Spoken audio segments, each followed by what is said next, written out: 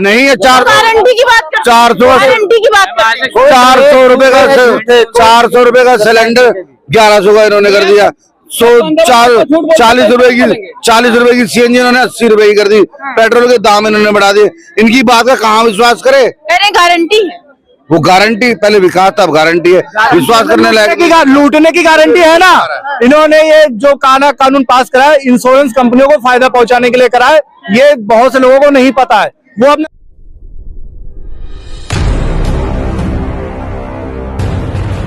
है वो यहाँ जंतर मंतर पर है और कई दिनों से ये जो है वो पिछले 2-3 दिनों से सड़कों पर उतर आए हैं और अपनी मांगों को लेकर लगातार लड़ रहे हैं। कह रहे हैं कि सरकार जो नियम कानून बनाती है वो क्या सोचकर उसको नहीं बनाती कि उसका परिणाम क्या होगा, और ऐसे नियम कानून क्यों ही बनाना जिसको उसके बाद एक बार इम्प्लीमेंट हो जाए उसके बाद उसको स्थगित करना या निरस्त करने की उसके लिए मांग करना। हमारे साथ कमलजीत जी हम इनसे जानेंगे जिस तरीके से सरकार जो है वो नियम कानून बनाई और इम्प्लीमेंट कर दी है और उसके बाद से जितने भी ड्राइवर हैं वो आज यहाँ जंतर मंतर पर और बाकी की सब जगह पर सड़कों पर उतर आए हैं, तो क्या कहेंगे आप?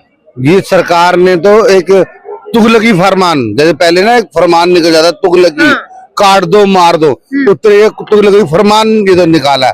10 लाख रुपए जुर्माना।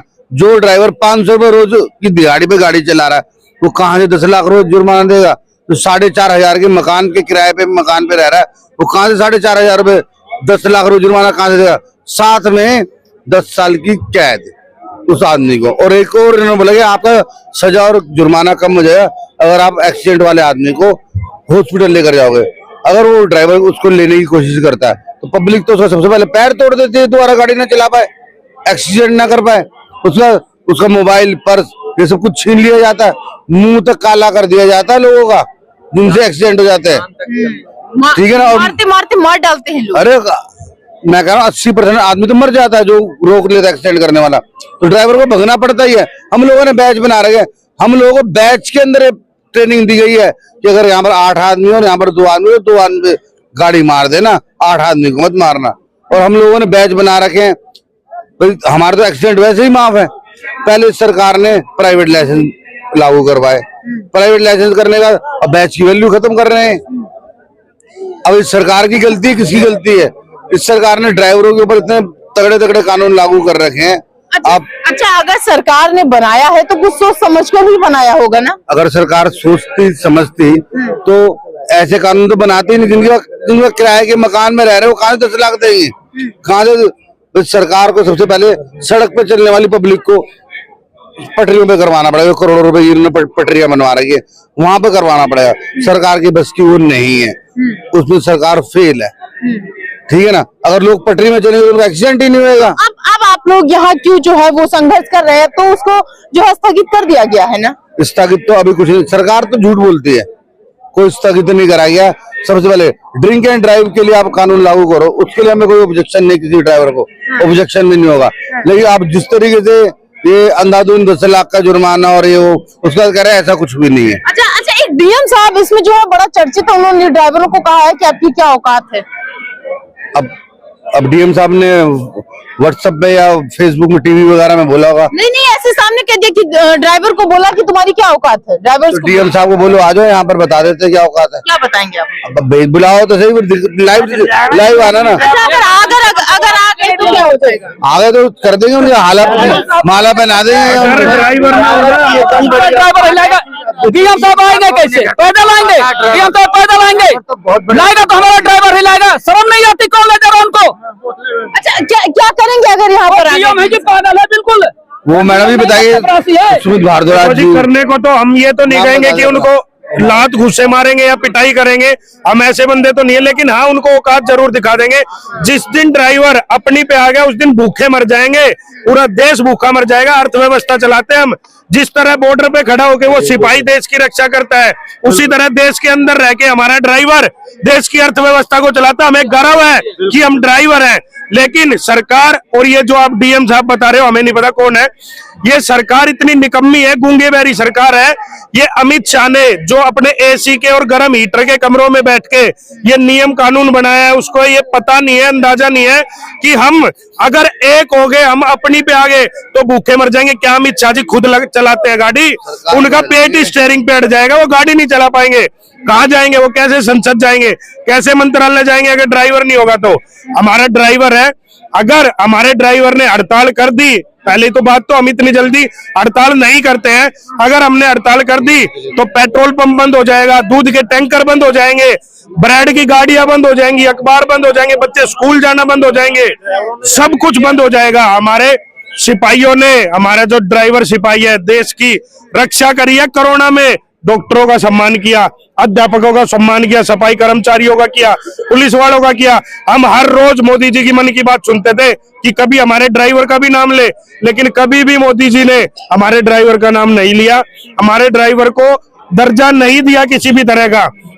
हम मोदी जी, अमित शाह जी से यही निवेदन करते हैं, जो आपने तुगलकी फरमान जारी किया है, काला कानून बनाया है, इसको वापस लो, वरना हम भी किसानों की तरह बैठ जाएंगे। क्योंकि हम अगर रोड पे निकलेंगे तो 10 लाख कहाँ से लाएंगे हम? तो कर दिया गया है, कुछ नहीं किया जी। ये पेड़ा दिखा के एड़ा बनाने की कोशिश की है, रसगुल्ला दिखाया, ऐसे दिखा दिया और वो वापस ले लिया। हमें लिखित में दो कि रसगुल्ले के अंदर कोई मिर्ची तो नहीं भरी है? ये हमें दिया ही नहीं रसगुल्ला अभी तक।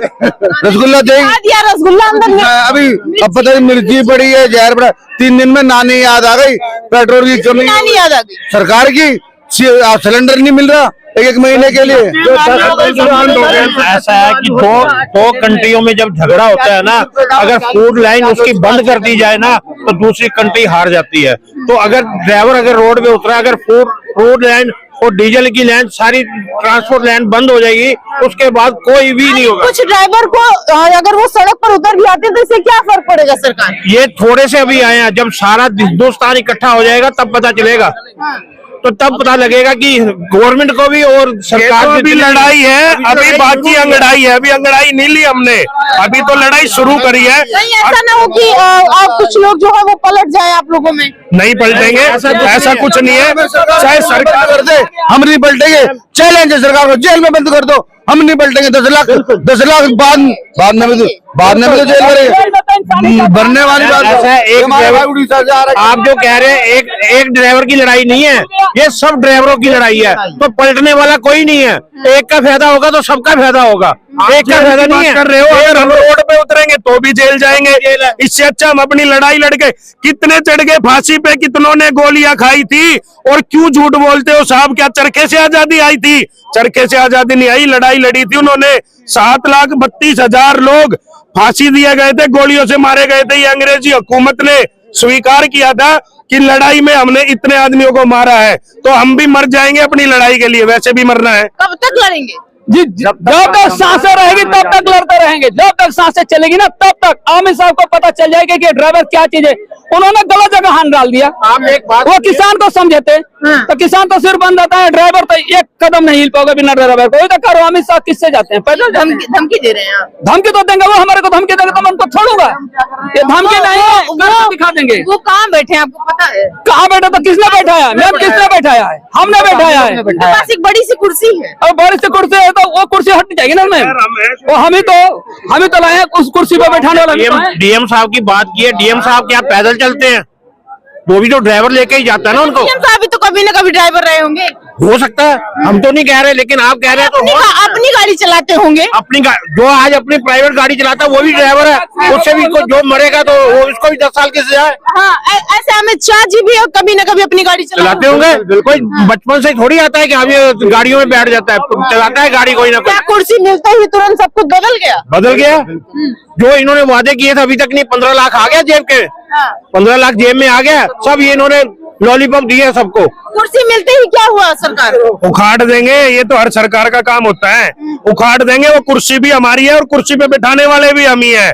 इस कुर्सी पर ज्यादा घमंड ना करो अमित शाह जी, ये कुर्सी हम उखाड़ देंगे अगर आपको ज्यादा घमंड है तो।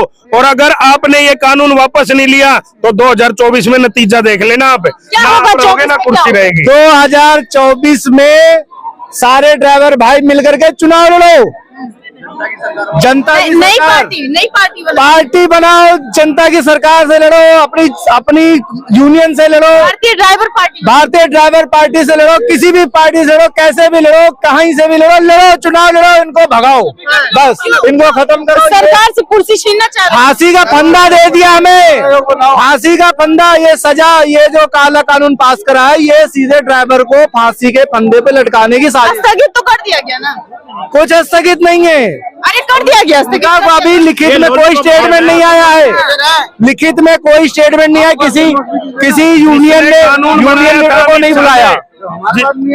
जब आप लोगों के पास नोटिफिकेशन नहीं है, हमारे पास नोटिफिकेशन नहीं आएगी, इनकी बातें हम नहीं मान रहे। इन्होंने मतलब विकास आएगा, 15 लाख आएंगे, भरोसा नहीं है क्या? नहीं है। गारंटी की बात कर, 400 की बात कर, 400 रुपए का 400 रुपए का सिलेंडर 1100 का इन्होंने कर दिया। 40 रुपए की सीएनजी इन्होंने 80 रुपए की कर दी। पेट्रोल के दाम इन्होंने बढ़ा दिए। इनकी बात का कहाँ विश्वास करे? गारंटी है, वो गारंटी पहले विकास था, अब गारंटी है, विश्वास करने लायक। लूटने की गारंटी है ना। इन्होंने ये जो कानून पास करा है, इंश्योरेंस कंपनियों को फायदा पहुंचाने के लिए करा है, ये बहुत से लोगों को नहीं पता है। वो अपना रेट बढ़ा देंगे इंश्योरेंस वाले, क्योंकि अभी तो मुआवजा उनको कम देना पड़ता है। अब वो जो मुआवजे के रेट जो बढ़ाया है, 7 लाख 10 लाख जो जुर्माना करा है, ये इंश्योरेंस वालों को देने पड़ेंगे। तो जो इंश्योरेंस अभी 5000 का हो रहा है, ये सीधा 15000 का होगा।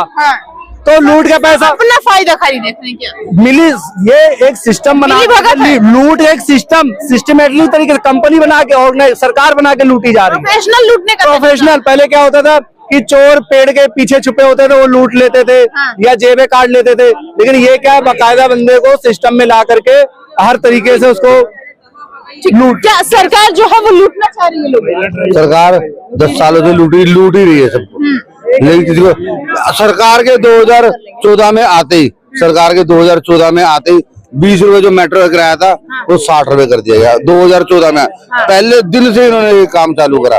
अब इनके हाथ में लूटने का सिलसिला जो है ये लगातार पहले दिन से चल रहा है, डे 1 से चल रहा है। आप पता कर लो, 20 रुपए का टिकट 60 रुपए कर दिया गया मेट्रो का। जो आदमी 100 रुपए में अप डाउन करता था और वहाँ पर आना जाना कर सकता था 50 रुपए में, तो आना जाना हो गया 100 रुपए। क्या सरकार से क्या अपील है?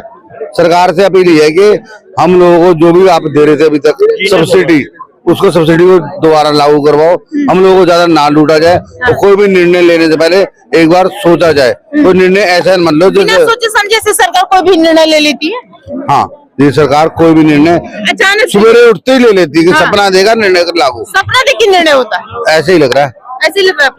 यहाँ पर जो ड्राइवर है वो लगातार लड़ रहे हैं और इनका कहना है कि सरकार जो है वो रात को सोती है और उसको सपने कुछ और आते हैं और आके निर्णय ले लेती है। तो ऐसे में जो लोग हैं उनको बड़ी समस्याएं होती हैं। जो ड्राइवर है जो या कहे घर से लेकर और बाहर तक के, मतलब घर से लेकर के और देश लेवल तक का, देश स्तर तक का जो काम होता है वो सारे ड्राइवर करते हैं। और आज भी सारे ड्राइवर यहाँ जंतर मंतर पर इकट्ठा हो गए हैं और इनका कहना है कि अभी तो है हम यहाँ पर सिर्फ आए हुए हैं, इसके बाद क्या होगा। ये कुछ लोगों ने ये भी कहा कि आज जो है वो हमारी बातों को नोट कर लीजिए, हम तब तक लड़ेंगे और पूरे देश को बंद कर देंगे। जितने भी ड्राइवर हैं जो लगातार लड़ रहे हैं, हम एक साथ रहेंगे, लड़ते रहेंगे और तब तक लड़ते रहेंगे जब तक प्रधानमंत्री जो है वो फिर से सोकर जाग नहीं जाते।